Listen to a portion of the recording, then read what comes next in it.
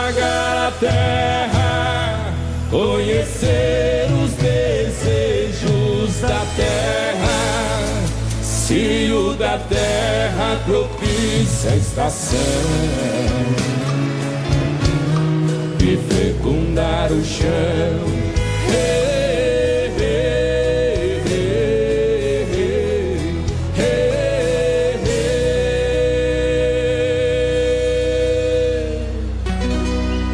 E fecundar o chão.